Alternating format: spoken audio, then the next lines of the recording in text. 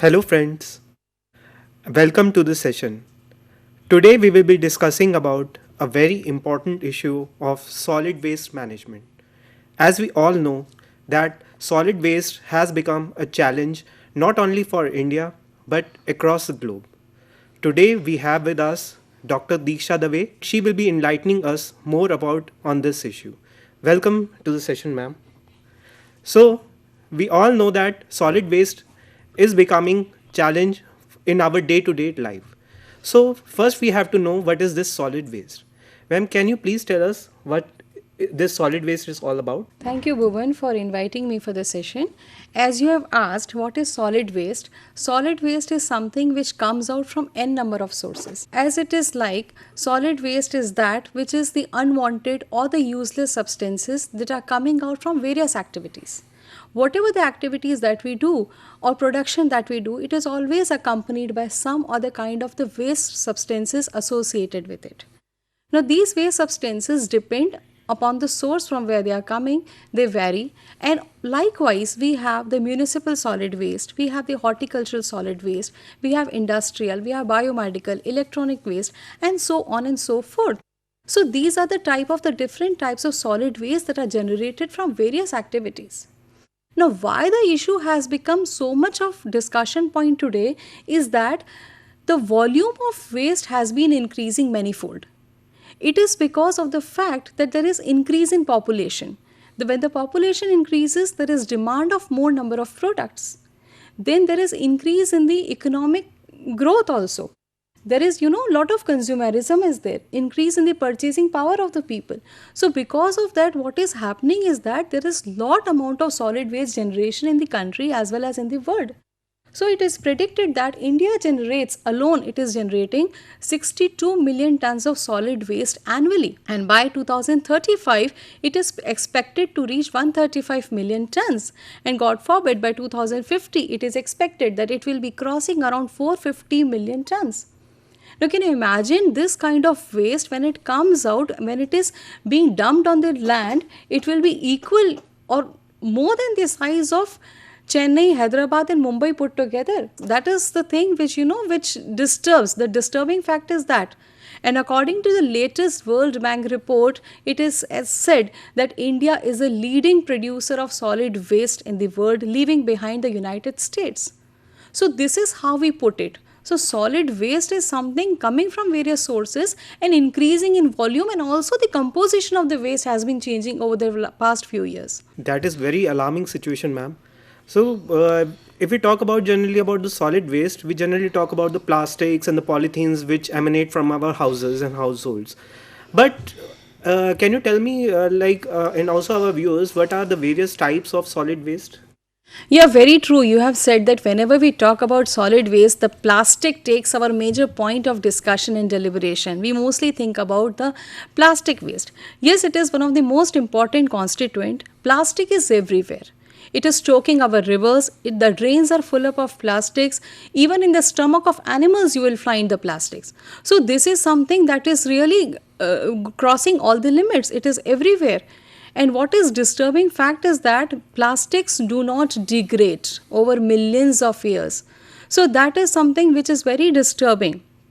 There is the term microplastics. Plastics, when acted upon by sunlight and ultraviolet radiations, they convert or they break down into small fragments.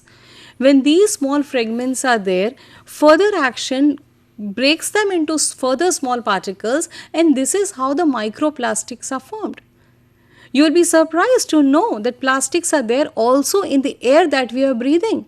They are there in the tap water also. They are there in the sea salt that we normally consume in our homes. So that is why we are more worried about the plastic waste. And this year, the theme of Environment Day was beach plastic pollution. And by 2022, the PM has urged to phase out single-use plastics.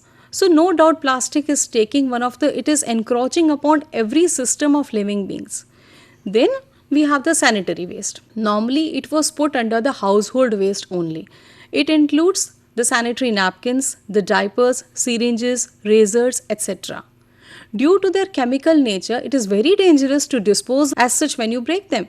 So they require special treatment, and that is why they are put as specific solid waste, because they require certain other management, and one type of waste management system will not work for different types of waste that we have in our surroundings. Then another, construction and demolition waste, that is there. According to the 11th 5-year plan, construction is the second major economic activity after agriculture. And as we move on to the development agenda, we have to have 100 smart cities. Now, the type of the construction that is going on, that was never paid so much of attention, that construction and demolition waste can be of certain significance.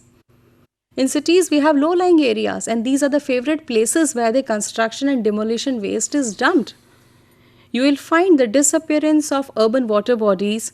Then you have the disappearance of your wetlands in the urban areas that you have. Why? Because it is the only place where the construction and demolition waste, what we call malba, that is mostly dumped in these areas.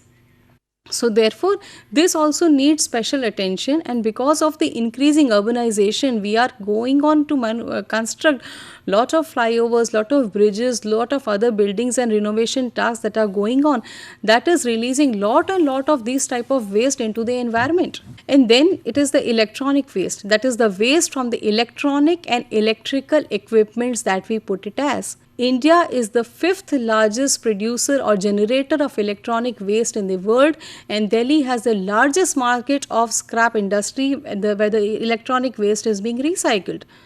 So electronic waste, all your laptops, your tablets, your printers, your routers, TV sets, all these are the components of the electronic waste. And you don't know what is the fate when you just discard your old mobile set or your this thing. When you are discarding, you are not sure what is going to be the fate of that electronic waste. So that is how we put it, and that is why these are the specific waste which require specific solutions also. Indeed, it is a very comprehensive and very interesting list of various kinds of waste which you have provided us.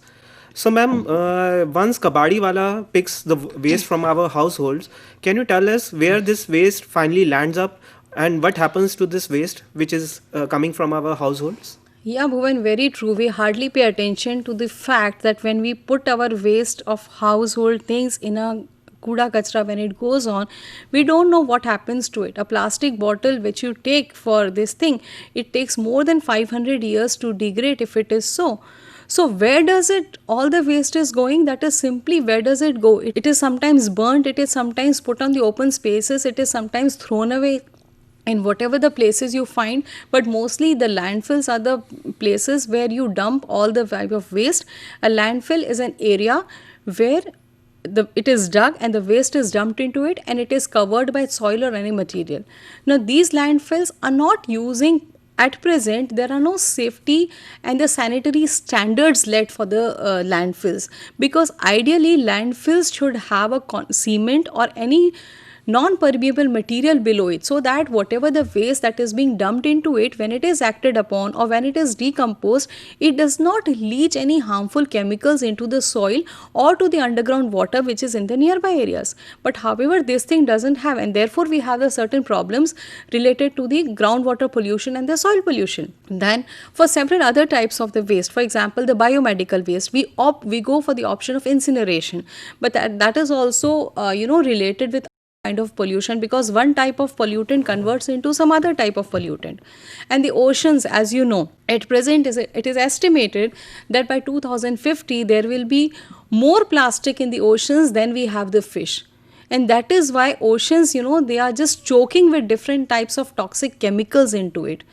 So that is how we can say that these are some of the common options that we have. In Delhi we have 3 landfills, and all the landfills have exceeded their capacity. They are the mountains of trash you can see, where burning is very common, and it is very difficult to stay nearby the areas the landfills are located. So these are some of the common options where you find the landfills. Now apart from that, what is happening is that very obviously we talk about the environmental pollution and human health aspect which is related to the waste generation. If we talk about the environmental pollution, suppose you burn the waste, the gases which are being emitted, they are containing dioxins and furans which are very carcinogenic. The sanitary waste is, if it is burned, it gives rise to these chemicals, and it becomes a cocktail of different types of chemicals and the harmful gases that are very injurious not only for the environment but also for the human beings. Then, if the waste is decomposing, it is said that methane generation, the largest contributor towards the global warming, is the generation of the methane from the waste products that is happening, which is decomposing there. So that is why the environmental pollution. Then soil pollution. In various studies, it has been found that when the waste materials are decomposing, a substance called leachate is generated. This leachate is very poisonous, and because of unsanitary landfills that we have in our country, the leachate is percolating down, it is polluting the groundwater, it is polluting the soil, and in turn, whatever the agriculture we are doing in it, those crops are becoming infecting with these chemicals. This is the aspect of environmental pollution. We see many times that there is a stubble burning which happens in Punjab and Haryana, and that causes lot of smog, lot of pollution related to air in the Delhi that we have been witnessing every year. Then if you talk about the human health, the health of a person when exposed to different types of waste materials that are being generated will depend upon the exposure of pathway. Whether you are inhaling the waste product, or you are just dumping it, or it is coming from contaminated water, it depends on that, and also it depends upon the type of the waste that you are being in contact with. You just imagine the plight of the waste pickers. They are constantly in touch with the different kind of waste that are being there while picking up the waste. There is cadmium, there is arsenic, there is different types of mercury. All the harmful chemicals are there, and when you work in an electronic waste recycling center, you are exposing yourself to different types of chemicals. In Delhi, there are 1,60,000 people who are involved in waste picking, trading, and recycling. And out of this, 30% are the children who do this type of activities. So what is happening to their health is something which really needs to be taken care of. So human health is not directly just linking because of the pollution, but because of handling of the waste that you do. Most of the times, informally, the waste segregation and other things at various landfill sites also, and at various informal centers also, it is done by the people, and they are exposing themselves to different types of chemicals. So that is why the situation is more alarming, because, and that is why we now talk about the health insurance also about these waste pickers, because they really need some kind of support, because they expose themselves with different types of chemicals which are there in the waste that we dump outside, that is our waste that we have dumped outside. Indeed, it's very alarming situation which you are talking about, ma'am. So apart from the waste pickers, rack pickers, the issues which you have talked about, what are the other issues which are related to the management of solid waste, especially in country like India? It is no point in pondering about what is the waste and how it goes on and what are the effects on the environment and other things. But the issues related with the waste management are many. For example, there is lack of credible data. We do not have the comprehensive, comparable, and consistent data with regards to how much of the waste is being generated in any one particular place. That we do not have, and also there is a difference in the methodology of waste collection and waste calculations that we do. There are seasonal variations also. For example, if we say that there is 8,000 tons of waste is being generated in Delhi, we are not sure whether this figure amounts to the waste that is generated at the household level, or it is the waste that is reached at the landfill. So, in the absence of a credible data, it is very difficult to devise possible solutions to the problem of waste management, because the data is always misleading. We don't know what, because the waste almost most of the times it is just thrown away in the water body. Sometimes it is burnt, sometimes it is just thrown away, sometimes it is just given to some other person for reuse and recycling. So, in that case, we are never able to judge what quantity of the waste is being generated. Then, as I talked about, there's unscientific sanitary landfills. Sanitary landfills are not up to the mark. And another point is that sanitary landfills in India are incentivized. What I mean to say is that when the private contractors, when they take the waste to the landfill, they are paid according to the money, according on the amount of the waste that they bring in. They are paid according to that. So more waste you bring, you are paid more money. So that is how it goes on. So therefore, there is very less pressure and there is very less stress on the recycling and other aspects of waste management. Another interesting feature is not in my backyard. That is NIMBY principle, what we call it. That simply means that because of the awareness and because of the consciousness of the people, now the villagers are resisting that the waste should not be dumped in the nearby areas where they are living. So this way there will be a restructuring and reinventing of the waste management practices, and this surely will bring about a kind of a waste revolution in the country. And this is what we have seen in the case of Alippi, where there was a waste dumping site. For nearly 10 decades, the waste was dumped in that area.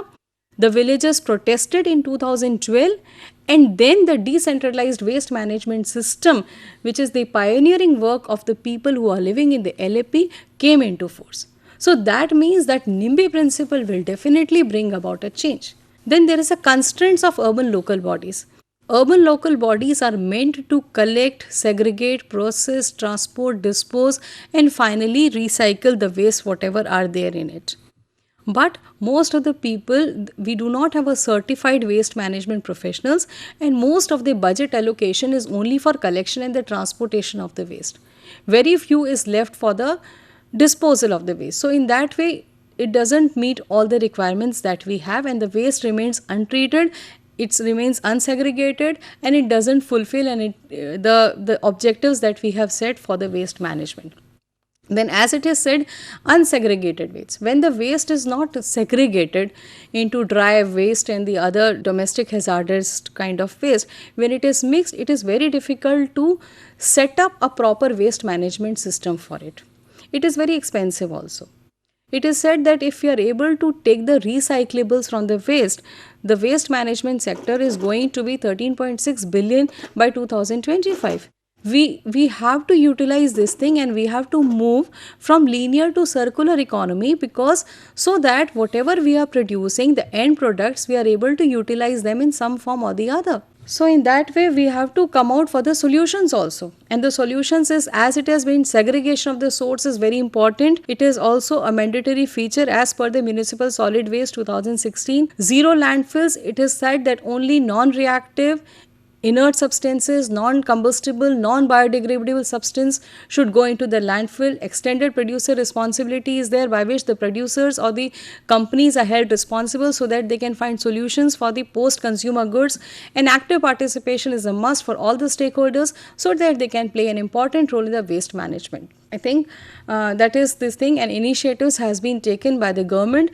There is Swachh Bharat Mission, which was launched in 2014 with an objective of meeting 100% open defecation free status and 100% scientific management of solid waste. Municipal solid waste management and handling rules have been modified after 2000. In 2016, after 16 years, they have been modified, and they have laid down certain procedures by which we can put an end to the problem of solid waste management. Okay. Ma'am, you have talked about the various solutions and the crux of the problem of the solid waste management, especially in India. But how can we do that at our homes? That is true. We have said that active participation is required from everybody, and it is the duty of every individual to look at waste not only as a waste, but it is a resource. It is not a solid waste but a solid wealth. It should be seen in that manner. Then only we will be able to devise some solutions to the problem of solid waste management. Thank you very much, ma'am, for enlightening us on this particular issue that has become really a nuisance, especially for a developing country like India. I really want to thank you once again. Thank you. Thank you, ma'am. Thank you.